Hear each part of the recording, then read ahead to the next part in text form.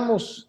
Déjeme presentar en estos momentos a la querida Renata Turrent, asesora en políticas públicas, conductora de espacios informativos en la televisión pública de la Ciudad de México y obviamente miembro de esta familia Sin Censura. Querida Renata, te mandamos un abrazo. ¿Dónde andas?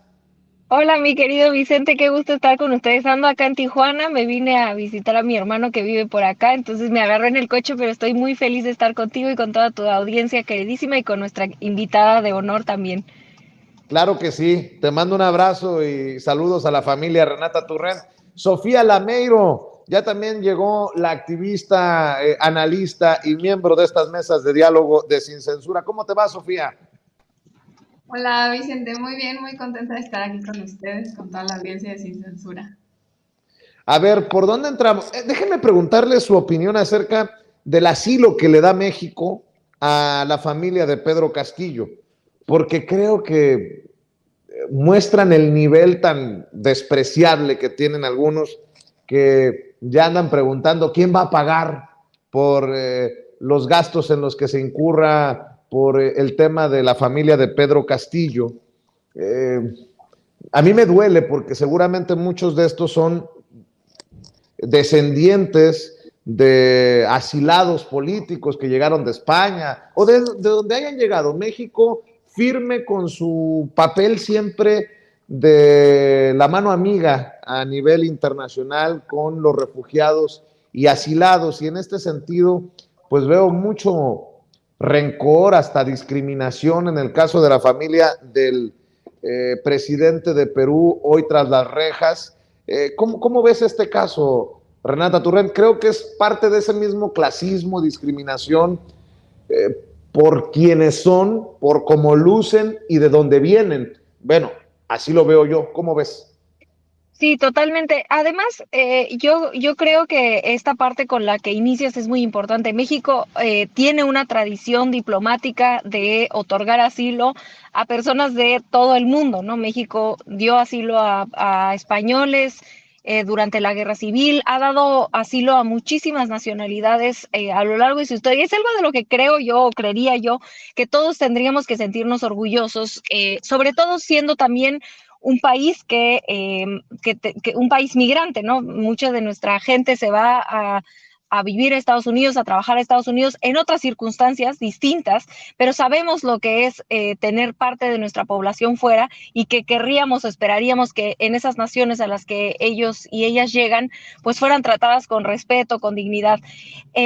Yo no entiendo porque, digo, sí entiendo de dónde viene esta oposición a que la familia de Pedro Castillo esté de asilada en México, pues es claramente una cuestión política contra López Obrador, contra la izquierda latinoamericana, porque incluso los presidentes más impresentables que hemos tenido han dado asilo y nadie se enteraba o nadie decía absolutamente nada. No era un problema el tema de quién va a pagar por el asilo, ni mucho menos. Jamás la gente que hoy se está quejando, jamás se había quejado.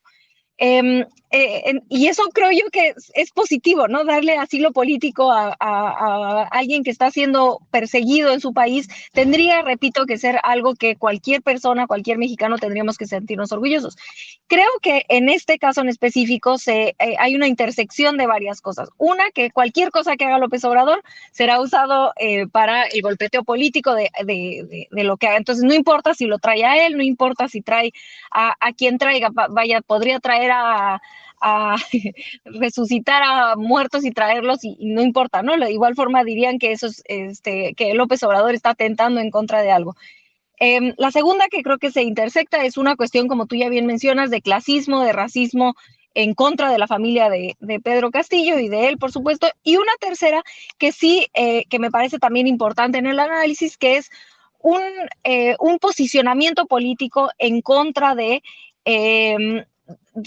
esta unión latinoamericana que propone Andrés Manuel López Obrador y que claramente no nada más se queda en ese gran discurso que da en la CELAC hace ya un par de años o un poco más de 2 años, donde propone esta unión de toda América, como un continente y que reitera en sus posicionamientos políticos internacionales todo el tiempo, hoy incluso a la mañana lo vuelve a decir, y que lo muestra con acciones como esta de dar asilo político a alguien que está siendo perseguido por la derecha, igualito que pasó con Evo Morales, ¿no?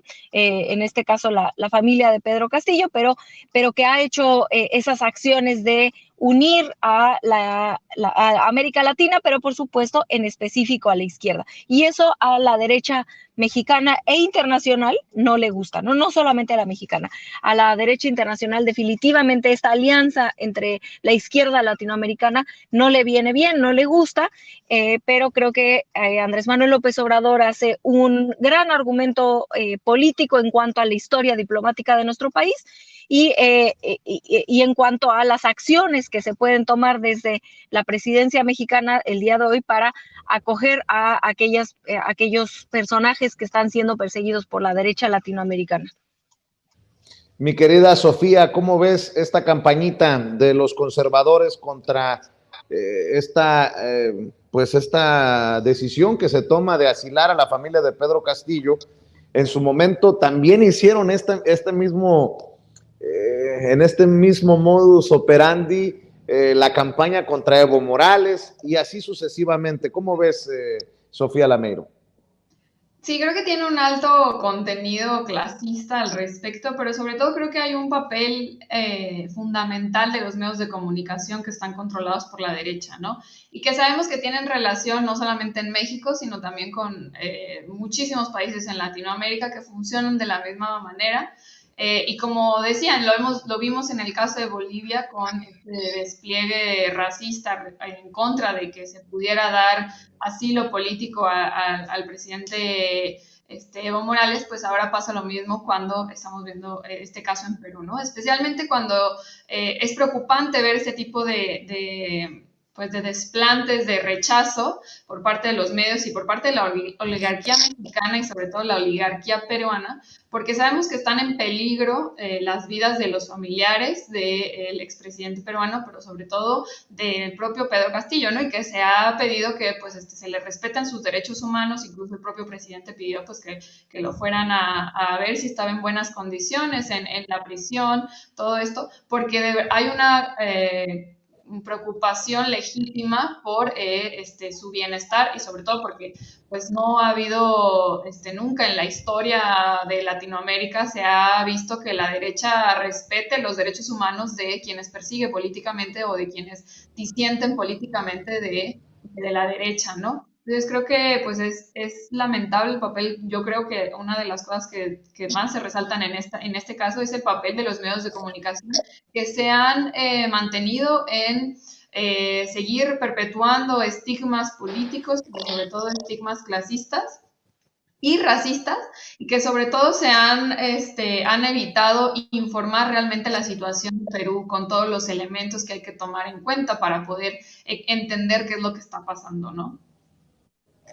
Fíjense, Sofía, Renata, ¿por qué no hablamos precisamente de los medios de comunicación en torno al caso de Ciro Gómez Leiva? Porque tal vez sería, no sé, creo yo, el punto más álgido de esta relación Andrés Manuel López Obrador, presidente de México, con los medios de comunicación, luego del atentado de Ciro Gómez Leiva, porque se están colgando muy groseramente comunicadores políticos contra López Obrador.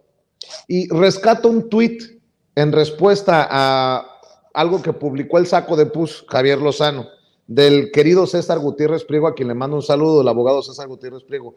Ayer Javier Lozano, que no sé de dónde le salió lo periodista, también anda dándole vuelo a este manifiesto de los abajofirmantes. Dice: duro y más que merecido manifiesto contra la violencia que genera el discurso de odio presidencial.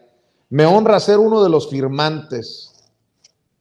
O sea, periodistas, ¿de dónde le salió lo periodista a Javier Lozano? Bueno, César Gutiérrez Priego dice: vaya cinismo de este tipo. Mira que firmar y pedir cese al hostigamiento a periodistas críticos, el mismo que como secretario del Trabajo con Calderón amenazó y presionó a Joaquín Vargas para que corrieran a Aristegui de MBS por no gustarle sus críticas. tantita madre. Sumémosle lo que andan circulando también personajes como Raimundo Rivapalacio, que es este artículo del New York Times que habla precisamente del atentado contra Ciro Gómez Leiva, y dicen, ya saltó a la prensa internacional que le duele tanto a López Obrador. Aquí el despacho del New York Times, en relación a lo que dijo el presidente en la mañanera, que no descartaba que fuera un atentado para afectarnos a nosotros, cito textualmente al presidente, y el New York Times pues ha despotricado contra el presidente por el caso de Ciro Gómez Leiva. Renata Turrent, ¿cómo ves la situación?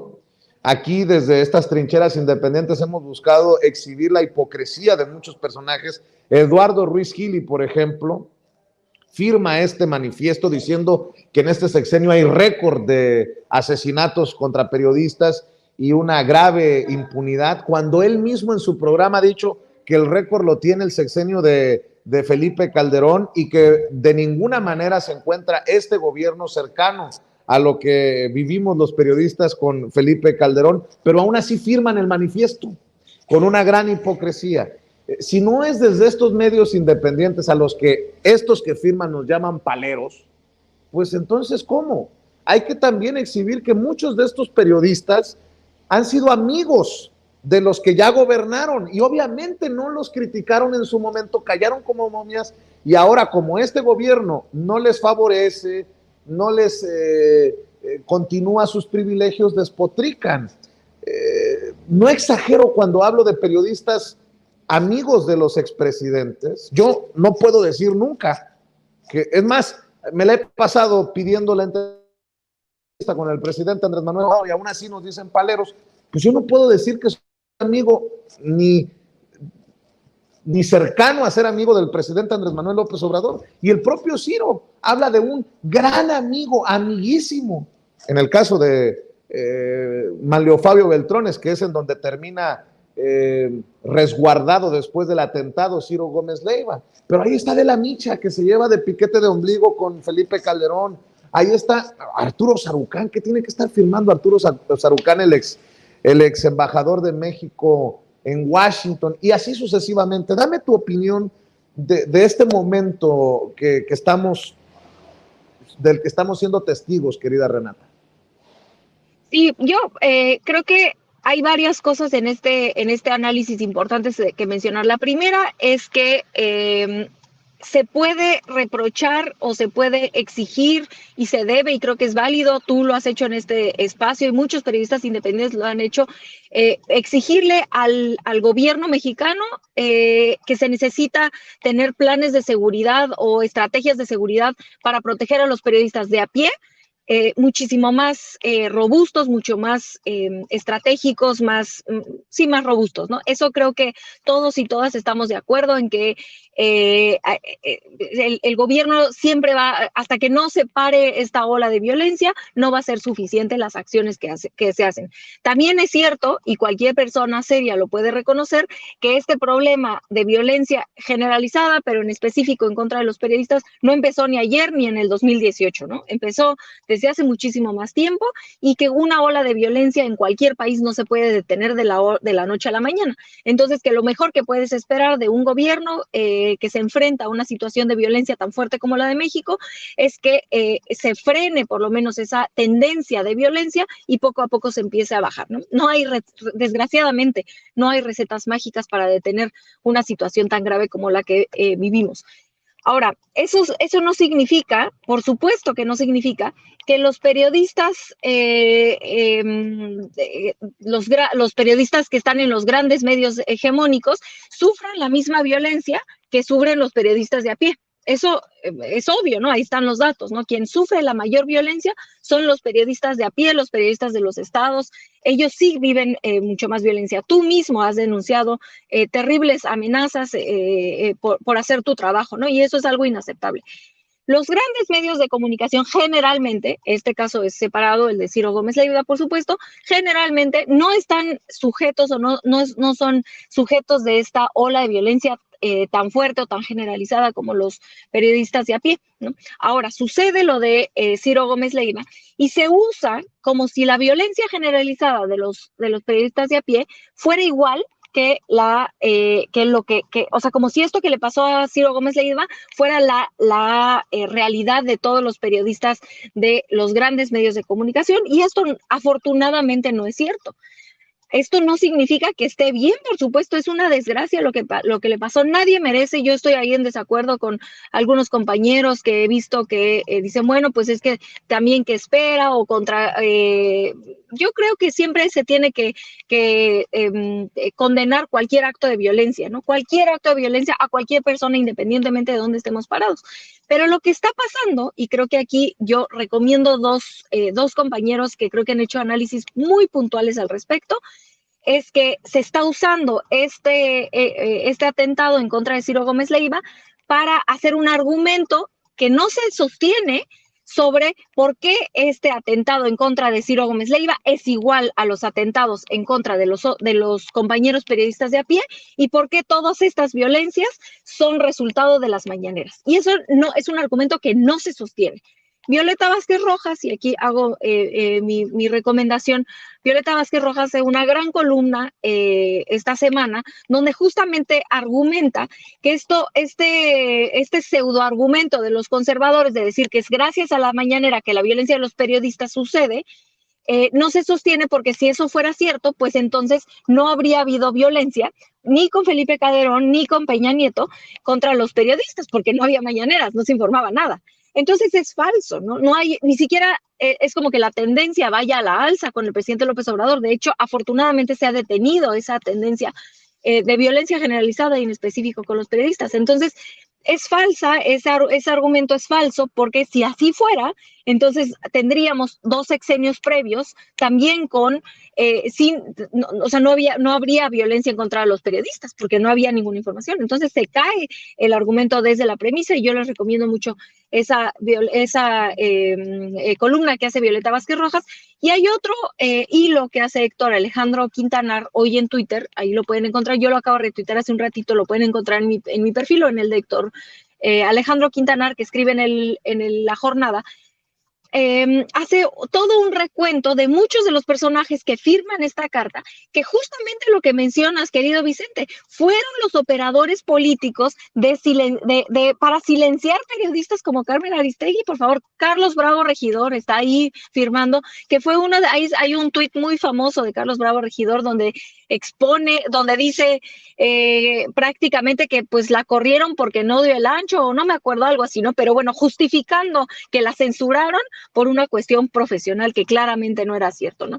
Entonces, y ahora resulta que son los primeros en firmar. Entonces, es un hilo Héctor Alejandro tiene una memoria privilegiada, y entonces hace un hilo de muchos de estos personajes y sus incongruencias, su hipocresía, como por supuesto bien mencionas, el exsecretario del Trabajo Lozano, que fue vaya, el operador político para silenciar periodistas, por Dios, y que se atrevan a ir a firmar eso. Yo pensaría, si yo fuera quien está juntando esta carta de abajo firmantes, yo diría, bueno, por no ensuciar la carta, no tengo que tener a personajes tan cínicos como Lozano, por favor, pero ni eso, o sea, eso es la parte como que yo no me queda muy clara si no les importa o si es como, bueno, quien sea que firme, pero si yo fuera la que está tratando de juntar esas firmas, diría, bueno, no voy a poner a personajes que literal fueron los operadores de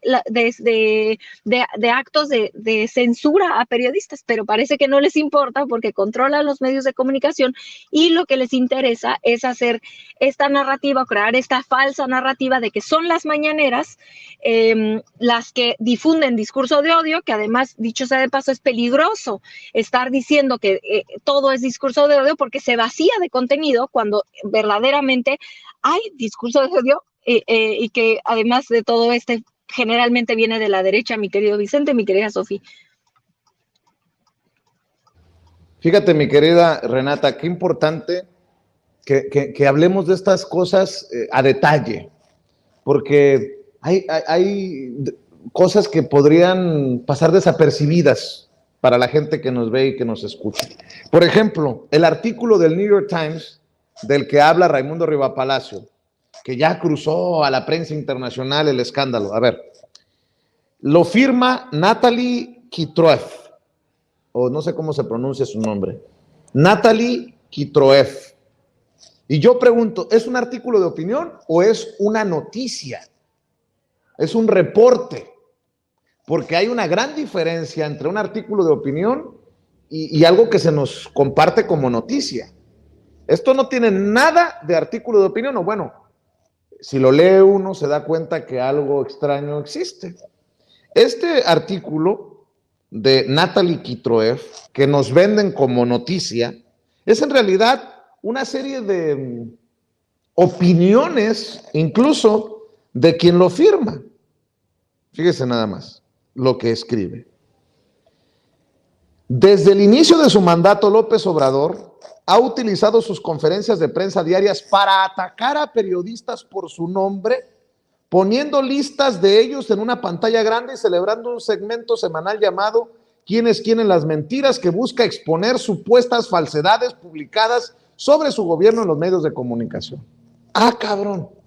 Todo este párrafo que le acabo de leer, insisto, es una serie de opiniones de la periodista que se supone debería de ser imparcial, pero ella considera que ataca a periodistas por su nombre, el presidente, en las mañaneras, y que en el quién es quién en las mentiras busca exponer supuestas falsedades. Por favor, mire, pueden criticar mucho a Ana Elizabeth García Vilchis, pero en el quién es quién se han exhibido mentiras descaradas de algunos de estos personajes que están firmando la carta esta a la que hacemos referencia. Carajo, ¿en qué momento? Pero bueno, esta es parte del análisis que estamos haciendo. Me llama mucho la atención, pero mi querida Sofía Lameiro, también escucho tus comentarios, tus opiniones. Adelante. Pues totalmente de acuerdo contigo, Vicente. Creo que, y con Renato también, creo que es parte fundamental de este proceso de transformación también entender lo que significa que haya una persecución del Estado y lo que significa que haya una crítica por parte del presidente a los periodistas, ¿no? Probablemente los periodistas que firmaron este desplegado no tienen idea de lo que significa realmente una persecución política por parte de un gobierno en turno, porque nunca la vivieron, y qué afortunados son. Sabemos que en este gobierno no están siendo perseguidos, no hay una política de hostigamiento como aseguran, no hay un intento por quitarles o arrebatarles su libertad de expresión, no hay nada de eso. Cosa contraria que pasaba con los gobiernos que ellos sí alababan, sí apoyaban, incluso llegaron a aplaudir ciertas acciones que sucedieron durante esos gobiernos, y que pues bueno, ahora se dicen escandalizados por la situación de seguridad del país, cuando bueno, sabemos que esto se ha cosechado con su aval, con su falta de crítica durante años, que se logró conservar y se logró mantener de una forma u otra por los medios de comunicación y el cerco mediático que ellos se encargaron de mantener, ¿no?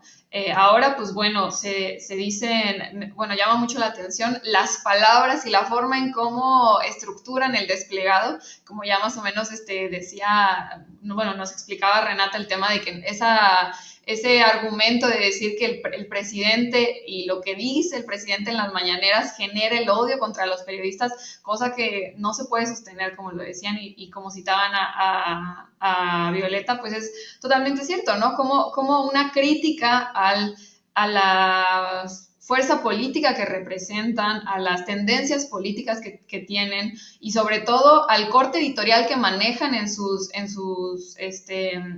labores como periodistas, como una crítica hacia eso significa como ellos pusieron, una emanación de odio, ¿no? Creo que hay una diferencia brutal de decir eso, a decir, pues bueno, te estoy haciendo una crítica porque desde tu posicionamiento político, pues tenemos diferencias y las exponemos, y que el presidente las exponga en las mañaneras, pues es completamente natural, porque no se le da al presidente ninguna otra plataforma política en la cual pueda hablar o exponer sus posicionamientos políticos, ¿no? Cosa contraria que tiene la derecha, que no solamente tienen gobiernos estatales y municipales en los que también hacen sus posicionamientos políticos, sino que también tienen a los medios de comunicación que, gracias a los grandes derroches de dinero que tienen con estos gobiernos, pues es que pueden perpetuar estos argumentos, ¿no?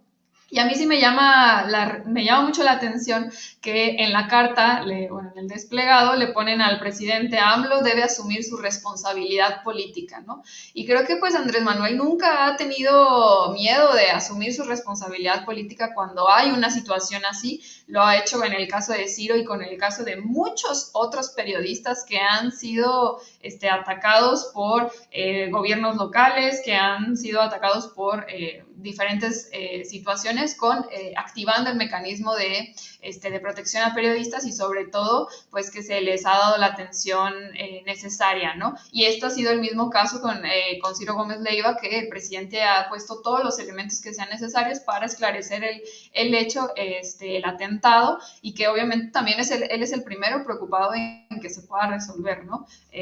Me parece...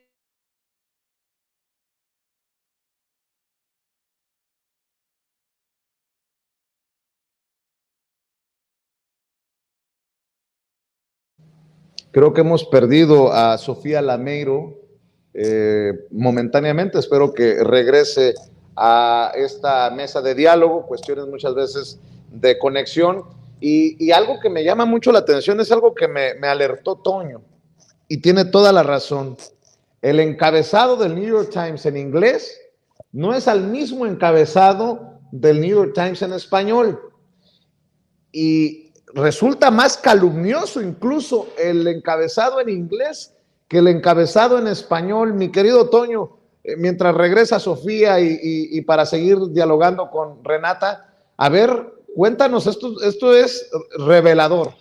Sí, Vicente, que saludo con muchísimo gusto a Renata y a Sofía.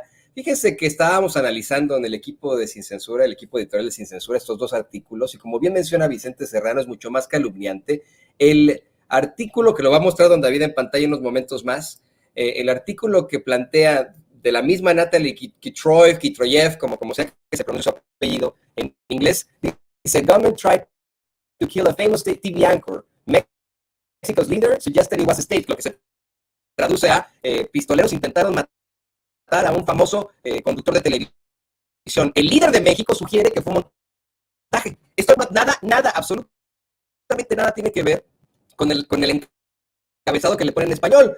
Ciro Gómez Leiva recibió disparos, el presidente de México dijo que no descartaba que fuera un atentado para afectarnos a nosotros, entre comillas, y etcétera. Y la verdad es que la personalidad de Natalie Kitroyev tiene que ser cuestionada de alguna otra forma, ¿no? ¿Cómo es que llega ella a ser la jefa del Buró de México para el New York Times después de que, pues vamos, era un puesto que detentaran otros, incluso corresponsales de guerra, ¿no? Eso es muy interesante, porque Natalie Kitroyev es muy joven, eso no, por supuesto que no lo vamos a cuestionar, sino que ha tenido un paso en los medios hasta cierta forma reciente. Sí, en efecto, trabajó como reportera en Bloomberg, como reportera en Los Angeles Times, pero no hay que olvidar que ella estudió en una de las universidades del Ivy League acá en Estados Unidos, en Princeton, ¿no? Y que su mamá, pues es una persona con muchas influencias, Anita Isaacs, una gran diplomática acá en los Estados Unidos, ¿no?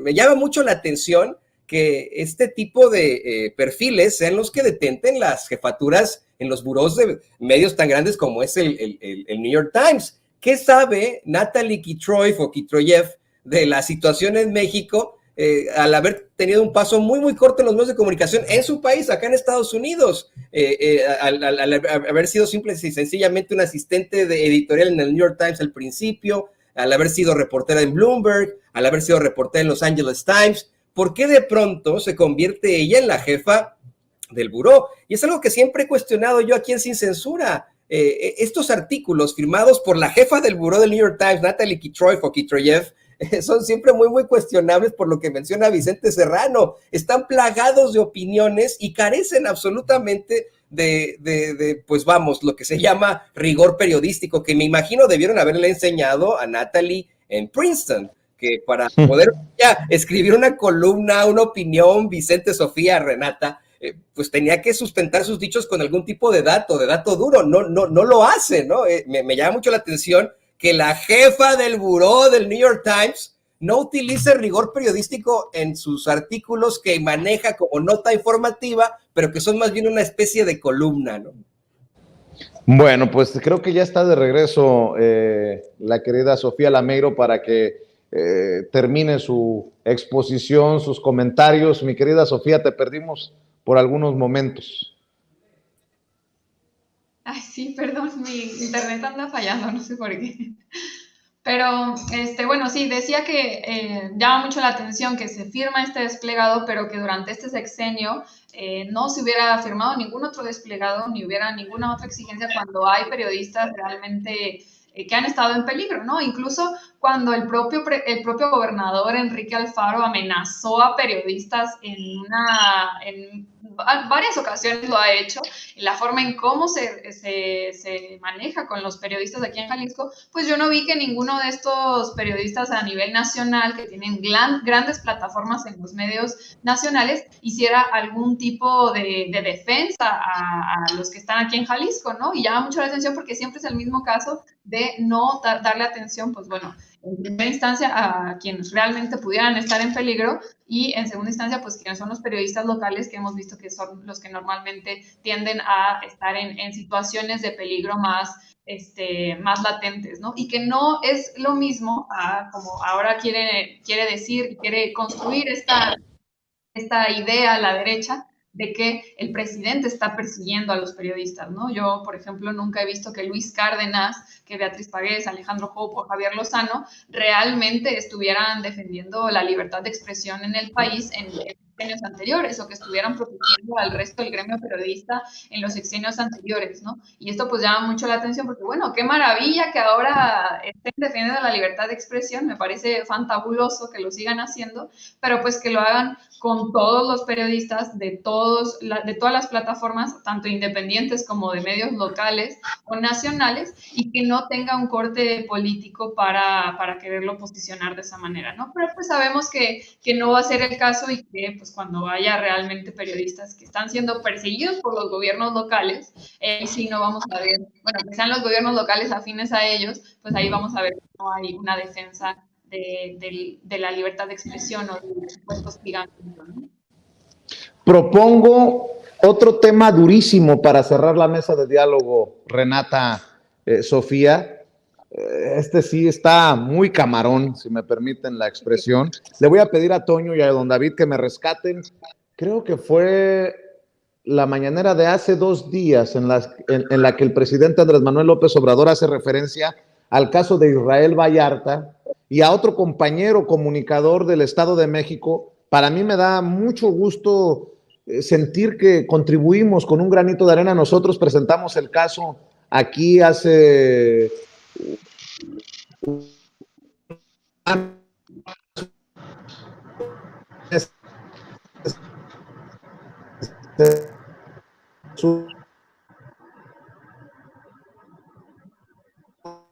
Híjole, estamos perdiendo a Vicente Serrano desafortunadamente, insisto en mi congratulación y en mi saludo a la queridísima Renata y a la queridísima Sofía. Vamos a ver si se puede reconectar, pero en efecto ya estamos consiguiéndoles este material de archivo para que lo podamos analizar. Precisamente el presidente López Obrador hace un par de días hacía una serie de planteamientos extremadamente fuertes precisamente sobre nuestro compañero youtuber en el Estado de México, y sobre Israel Vallarta. No sé si ya lo tenga por ahí don David, pero esto luego de que hubiera una serie de planteamientos por parte de Pineda. El presidente se refiere al compañero youtuber Irving García, que pues está enfrentando un problema precisamente al haber sido detenido desde situaciones muy cuestionables, y denunció que Israel Vallarta lleva 17 años sin sentencia, asegurando que se trata de pues, un caso con una connotación política. No sé si ya lo tenga por ahí, don David. Lo podemos poner adelante. Bueno, vamos a esperar a que don David lo encuentre, mi querido Toño.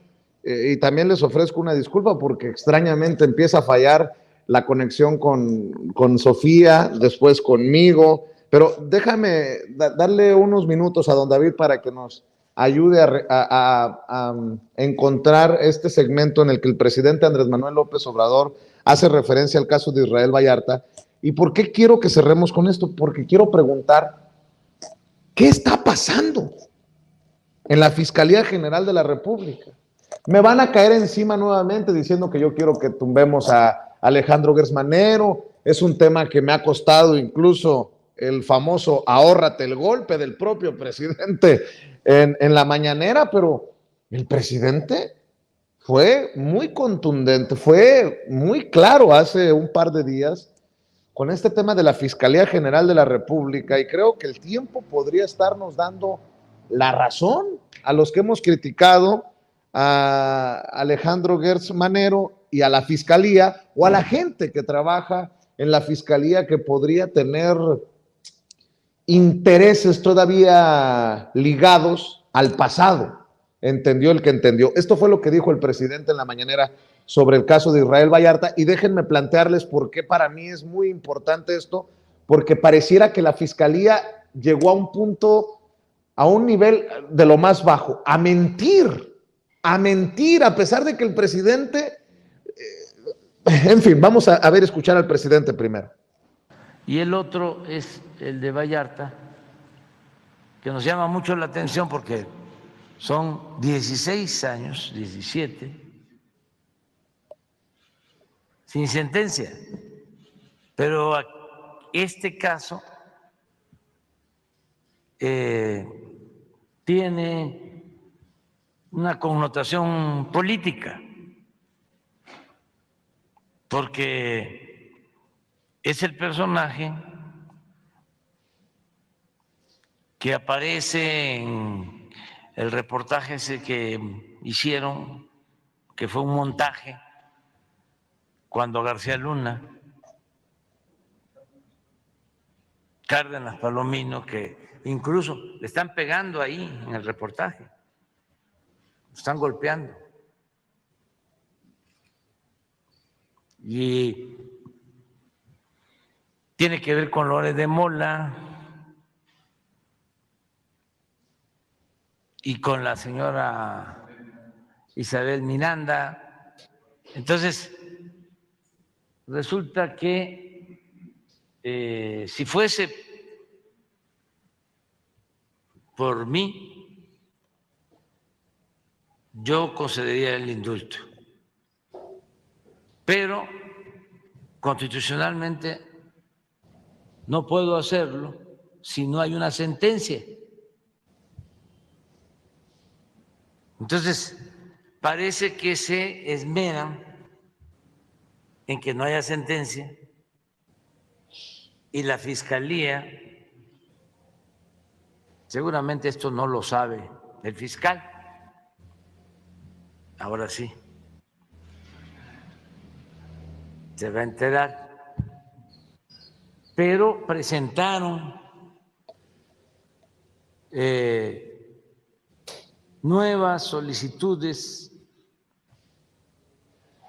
de investigación y pruebas, volver a interrogar a quienes ya fueron pues investigados hace 17 Fíjese, años. A ver, déjenme decirlo de esta manera.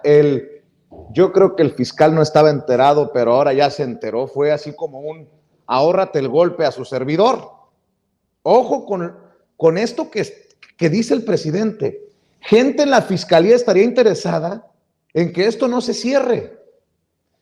Lo está diciendo el presidente Andrés Manuel López Obrador, no lo estoy diciendo yo. Y fíjense lo que dice la Fiscalía General de la República. Por eso quería retomar este tema con ustedes. Dice la Fiscalía: Es fundamental precisar que el juez del caso de Israel V es el rector del procedimiento y la única autoridad responsable en cuanto a los tiempos procesales, las decisiones interlocutores y las sentencias correspondientes. Israel B se encuentra procesado ante la Autoridad Judicial Federal por 6 casos de secuestro independientes. En el 6º de ellos se le encontró en plena flagrancia delictiva. Los 6 casos de referencia ocurrieron en circunstancias diversas. En todos estos casos, la autoridad judicial determinó acumularlos en uno solo, en el cual se han presentado conflictos competenciales de la propia autoridad judicial, así como recursos promovidos por el procesado. El pasado 10 de noviembre, el juez de la causa estableció diversos plazos para ofrecer pruebas y desahogar las diligencias que estuvieran pendientes al respecto.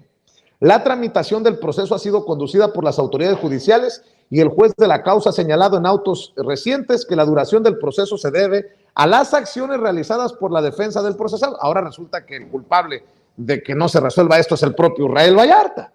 Dice la Fiscalía General de la República, esta fiscalía habrá de subir de inmediato a su página de internet la información puntual de todos los procesos de referencia, salvaguardando los derechos de las partes y las obligaciones referentes a las versiones públicas correspondientes. Yo respeto mucho a Netzaí Sandoval, abogado titular del Instituto Federal de Defensoría Pública. Gracias a él, muchos y muchas que han estado en prisión injustamente han salido de la cárcel. Está haciendo un excelente trabajo. Y él le contesta a la Fiscalía General de la República y dice, formularé algunas precisiones técnicas, jurídicas basadas en sentencias firmes. La Fiscalía General de la República habla en su comunicado oficial de que a Israel se le encontró en plena flagrancia delictiva. Esto es totalmente falso, dice. La primera sala de la Suprema Corte de Justicia de la Nación resolvió en el amparo directo en revisión 517/2011 que Israel fue detenido en el kilómetro 28 de la carretera federal México-Cuernavaca a la altura del pueblo Topilejo. No fue detenido en flagrancia, fue trasladado al rancho Las Chinitas horas después. Esto es cosa juzgada y afirmar algo diferente solamente demuestra desconocimiento y falta de respeto a las instituciones de la República. La Suprema Corte de Justicia de la Nación ya estableció que el promover recursos para defender a una persona imputada no es justificación válida para prolongar la prisión preventiva más allá de los 2 años que establece nuestra Constitución. Este fue un precedente muy importante producto del trabajo de nuestra unidad de litigio estratégico en derechos humanos. Afirmar que la defensa es responsable de que Israel lleve 17 años en prisión preventiva es un despropósito. Seguimos litigando el cambio de medida cautelar. Las pruebas y el litigio específico sobre el caso lo reservamos para exhibirlo ante la jueza de la causa. Por cierto, el dato correcto es que quien lleva el caso es una jueza de distrito. El presidente ha dicho, si fuera por mí, yo concedería el indulto. La última ocasión que a mí me concedió la palabra el presidente en una mañanera, que ya tiene, no sé, por lo menos 2 meses, me dijo que era cuestión de falta de voluntad, porque si hubiera voluntad, esto se resolvería en 24 horas. Yo le planteaba al presidente en esa ocasión, es momento de solicitarle respetuosamente a la Fiscalía de que se desista de continuar pues con esta maraña legal, y me dijo, sí, que lo revise Rosa Isela Rodríguez, la secretaria de Seguridad Ciudadana. El presidente mismo admite que habría intereses o intenciones o personajes al interior de la Fiscalía General de la República que están moviendo esto en una dirección, en la dirección de la injusticia, no de la justicia. Perdón por todo este contexto, pero mi querida Renata Turrent, mi querida Sofía Lameiro, quiero escuchar sus opiniones. Pareciera que en la Fiscalía están haciendo las cosas contrarias a lo que buscaría justicia en un caso como el de Israel Vallarta. Pareciera que en la Fiscalía General de la República hay personas que no están trabajando por la cuarta transformación. Pareciera que hay personajes en la Fiscalía General de la República que dirige Alejandro Gertz Manero que no quieren escuchar al presidente. O dame tu opinión, mi querida Renata. Sí, yo creo que es una, bueno, aprovecho a saludar a mi querido Toño, que no lo había podido saludar, le mando un abrazo también. Yo creo que es una gran oportunidad esta que se presenta en este pedacito que ponen en la mañanera, para hablar de lo que significan las fiscalías independientes, en general las fiscalías independientes de los estados, pero bueno, autónomas, pero también la Fiscalía General de la República. Yo considero que sería un buen momento, además de señalar lo que tú ya bien señalas y documentas, de analizar la eficiencia o la falta de eficiencia de estas fiscalías autónomas que se instauraron en aquella reforma, me parece, de 2014. Hay un artículo buenísimo del abogado Federico Anaya, donde justamente cuestiona si vale, y al ratito se los trato de poner en el chat, si funcionan o no estas fiscalías, y hace un comparativo con otros países de cómo en otros países pues la fiscalía no es autónoma del Poder Ejecutivo porque es su mano para hacer la política criminal, ¿no? Entonces es necesario tenerlo como parte del Ejecutivo para poder hacer una política criminal coordinada, ¿no? Que claramente vemos que no sucede en muchos estados donde hay fiscales que tienen animadversión con el Ejecutivo. Digo, el caso más claro, por ejemplo, es el de Morelos, donde el fiscal y el gobernador pues traen un pique personal ahí, y entonces pareciera ser que los problemas personales entre ellos dos son mucho más importantes que cualquier otra cosa del estado. Pero creo que también, de cierta forma, podemos ver esa ineficiencia en la Fiscalía General de la República, porque parte de la construcción de raíz de esta autonomía, queda claro, desde mi humilde opinión, que no funciona, ¿no? Porque el presidente no tiene, o el Ejecutivo no tiene, ningún tipo de poder sobre la Fiscalía para que haga el trabajo de política criminal que tendría que estar haciendo como parte de la política pública de seguridad del Ejecutivo. Y entonces, al final de cuentas, yo es lo que digo siempre con los feminicidios, con los homicidios, nadie paga el costo político, ¿no? Porque el fiscal ni siquiera se siente con la necesidad de salir a explicar qué es lo que está pasando, o salen y mienten como aquí documentas, y entonces le echa un poco la bolita al Ejecutivo, pero el Ejecutivo tampoco tiene mucho que hacer, ¿no? Porque es autónoma la Fiscalía. Entonces creo que lo que yo creo que se puede aportar en este análisis sobre la Fiscalía son dos cosas. Una, cuestionar si esa independencia, y por supuesto que eso es algo que es una reforma muy compleja, que claramente no se podría hacer en este sexenio, pero que creo que sí como analistas, como ciudadanos, pues sí, empezar a cuestionar si sirve o no. No tengo la respuesta, ¿no? Pero sí podernos por lo menos cuestionar si la autonomía de las fiscalías está funcionando o no está funcionando. Eso por un lado. Y lo segundo es tratar de entender por qué el fiscal general, que claramente no ha hecho un trabajo que esté a la altura de la Cuarta Transformación, desde mi humilde opinión, ¿por qué sigue ahí? Y creo que la respuesta se regresa a esa configuración de cómo funcionan las fiscalías. Y es que para que hubiera un cambio de fiscal es un proceso complicadísimo, donde se manda una terna por parte del Senado al Ejecutivo, el Ejecutivo regresa una subterna, digamos, de esa terna que manda el Senado, regresa una terna más pequeña que después se vota. Entonces, teniendo una situación tan compleja en el Senado con Ricardo Monreal, en específico, pues también el presidente está en una posición muy compleja de decir, porque de que hay elementos para echar al fiscal general, pues yo no soy constitucionalista, ni siquiera soy abogada, pero supongo que los hay, ¿no? Muchos abogados han expuesto esto. Y no se ha hecho porque muy probablemente, o esa es mi humilde lectura, porque digamos que más vale diablo por conocido.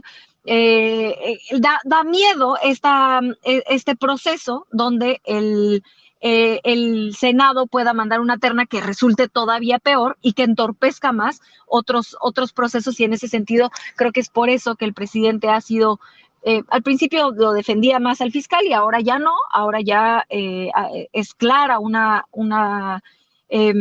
pues por lo menos cierta distancia, pero que creo que se mantiene este fiscal que ha sido claramente ineficiente por esta cuestión de cómo funcionan las fiscalías y cómo funciona la selección del fiscal, que creo que podría, a 2 años de que termine el gobierno, podría ser un poco más complicado el empezar un nuevo. Esa es la única explicación que a mí se me ocurre, mi querido Vicente, Toño, mi querida Sofía.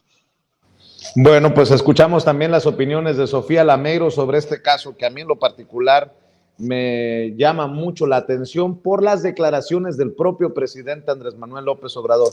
¿Quién, hijos del maíz, está trabajando en contra del presidente y contra los intereses de la justicia desde la fiscalía? No lo dije yo, lo dijo el propio presidente Andrés Manuel López Obrador.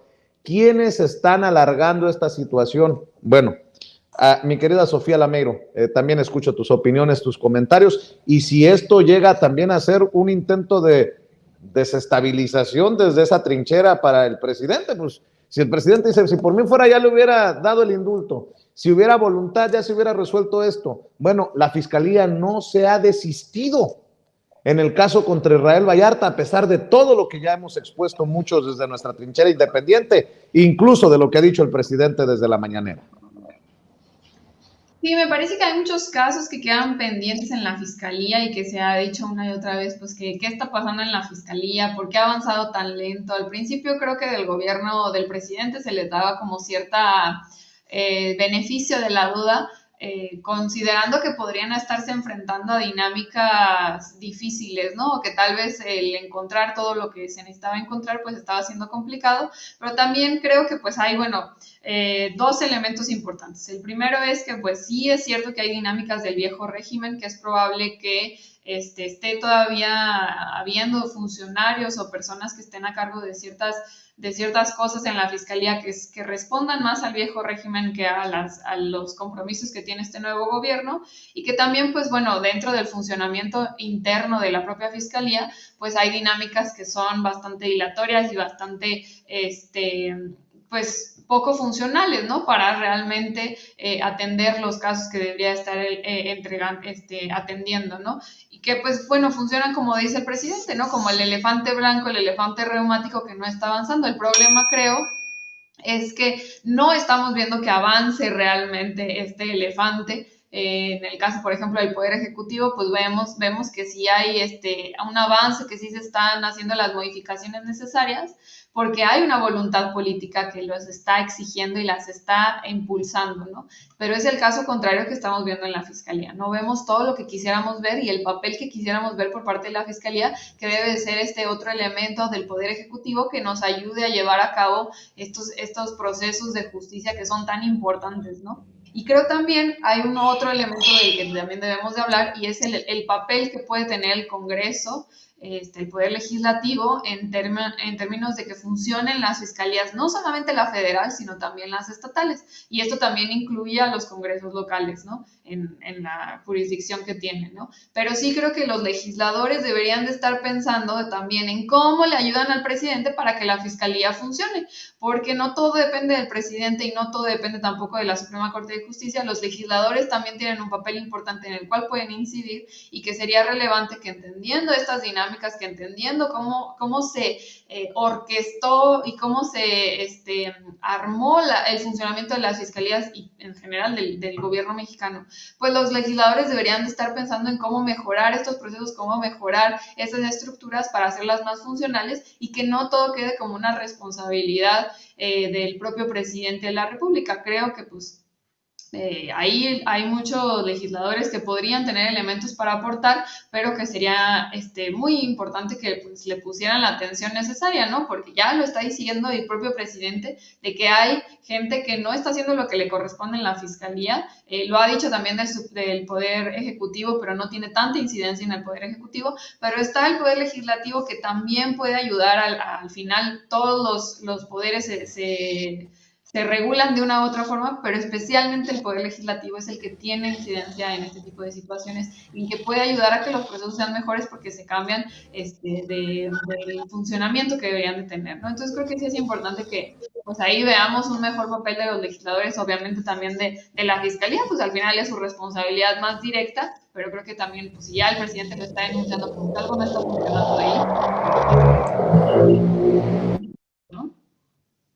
Claro que sí. ¿Por qué no cerramos, Sofía, en esta ocasión invitando a la gente para que te siga, te busque, te apoye en redes sociales? Pues muchas gracias, Vicente, muy contenta de estar de nuevo aquí contigo, con Renata y con Toño también. Les mando un abrazo bien, bien grande. Me pueden seguir en Twitter como Sofía No Sabía, en Facebook, Instagram y YouTube como Sofía La Mediodías. Y un abrazo bien fuerte también a toda la audiencia de Sin Censura. Claro que sí. Mi querida Renata Turrent, también cerramos invitando a la gente a tus trincheras. Sí, muchas gracias, querido Vicente. A mí me encuentran en @rturrent en Instagram y en Twitter. Y los miércoles en el Aquelarre a las 10 de la noche por Capital 21. Y en este espacio todos los jueves o viernes, pero casi siempre los jueves, y ahí anda, perdónenme, saludando también la nena. Aquí me encuentra también todos los jueves o viernes en este espacio querido. Te mando un abrazo muy fuerte a ti, a toda tu familia, querido Vicente, a Sofi, a Toño también y por supuesto a todo el auditorio que nos escucha. Que tengan muy bonita Navidad. Que la pasen rico y salúdanos a Renatitititititita, por favor, mi querida Renata Ahí anda Turrent. gritando, seguro ya la escucharon, pero... Un abrazo, pásenla sabroso en estas fiestas y nos vemos muy pronto, Sofía, Renata, gracias. Igualmente, adiós, querido Vicente. Sale, cuídate.